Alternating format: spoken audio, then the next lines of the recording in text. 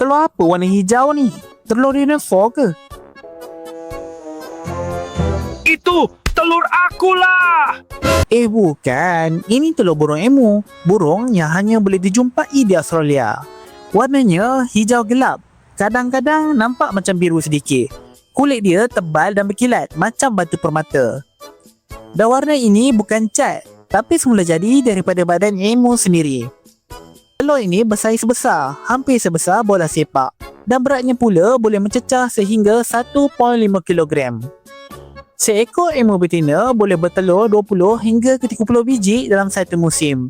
Satu biji saja bersamaan lebih 10 telur ayam biasa. Telur emu bukan sahaja unik kerana warnanya, tapi juga kerana saiz dan jumlah yang banyak dalam satu musim. Ini menjadikan emu salah satu burung paling luar biasa di dunia. Banyak lagi fakta menarik selepas ini. Jangan lupa like dan subscribe untuk video seterusnya.